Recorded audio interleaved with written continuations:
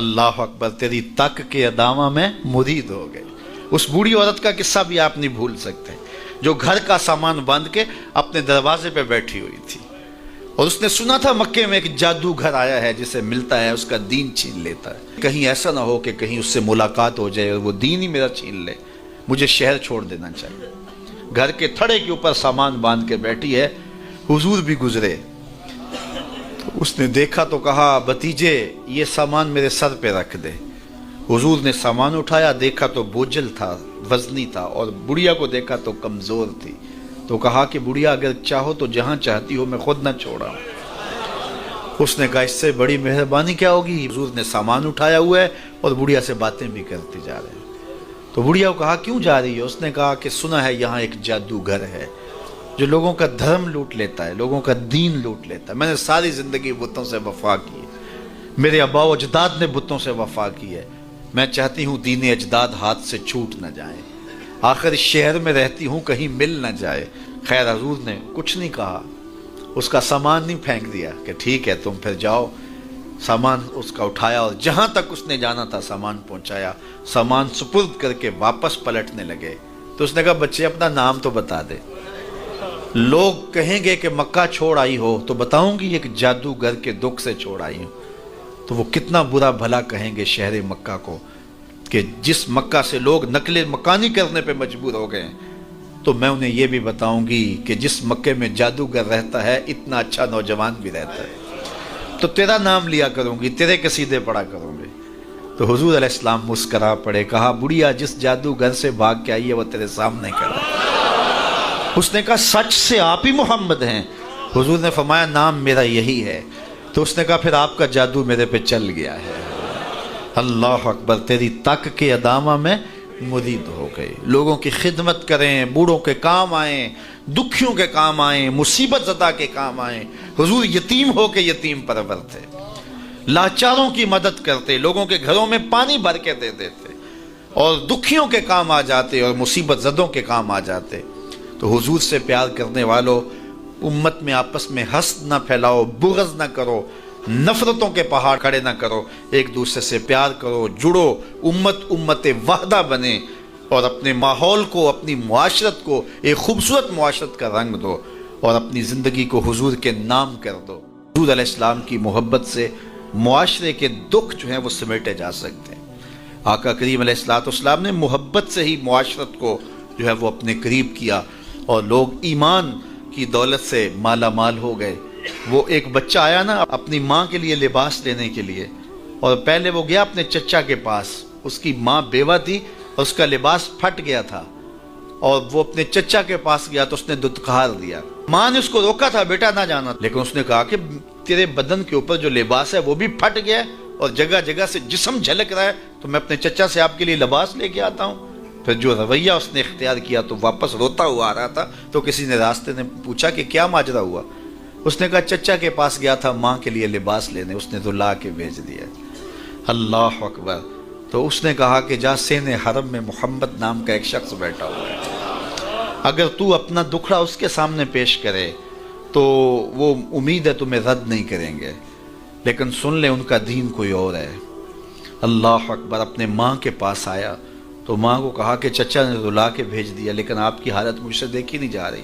بچہ ابھی شعور کی منزلوں میں قدم رکھ رہا تھا، پہلے بہت چھوٹا تھا، اب اس کے اندر ایک جذبات تھے بچے کے اندر۔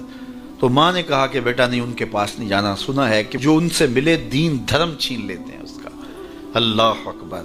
تو حضور علیہ السلام کے پاس جانے سے ماں روکنے لگی، لیکن بچے نے کہا کہ امی میں پکا رہوں گا، بتوں کا وفادار رہوں گا، تم اس ٹینشن کو، اس پریشانی کو چھوڑ دو۔ اور حضور کی خدمت میں حاضر ہوا۔ حضور صحن حرم میں چادر اوڑے بیٹھے ہوئے تھے، اور جا کے کہنے لگا میں پہلے بات آپ سے کر لیتا ہوں، آپ کا دین میں نے قبول نہیں کرنا۔ حضور مسکرا کے بولے بیٹا بتاؤ کس لیے آئے ہو؟ کہا میری ماں بے لباس ہے، میں آپ سے لباس لینے آیا۔ حضور نے چادر رحمت اتار کے اس کے کندھوں پہ ڈالی۔ اللہ اکبر۔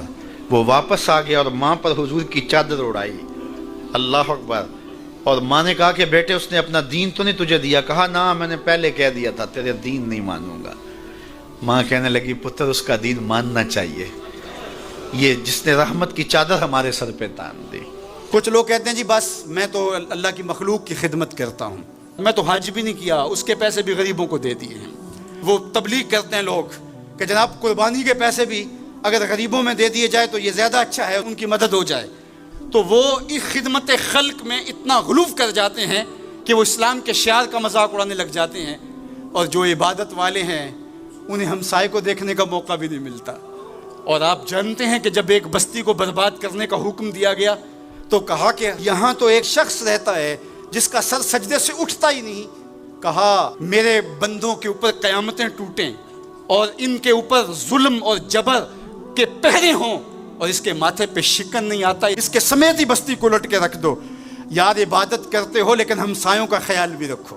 میرے حضور علیہ الصلوۃ والسلام نے لعاب پھینکا نا تو صحابہ نے اپنے ہاتھوں پہ لے کے اپنے منہ پہ مل لیا۔ آپ نے عشق اور محبت کی لوک داستانیں بڑی سنی ہوں گی، لوگوں نے نہریں بھی کھودی، لوگوں نے محبوبوں کے لیے کیا کچھ نہیں کیا، لیکن آج تک آپ کو ایسا نہیں ملا ہوگا کسی محب نے محبوب کا لعاب بھی چاٹا ہو۔ کائنات میں یہ انوکھا باب ہے۔ تو حضور علیہ الصلوۃ والسلام نے فرمایا کہ تمہیں اس چیز پر کس نے ابھارا کہ میرا لعاب بھی اپنے چہروں پہ مل رہے ہو؟ انہوں نے کہا اللہ اور اس کے رسول کی محبت نے۔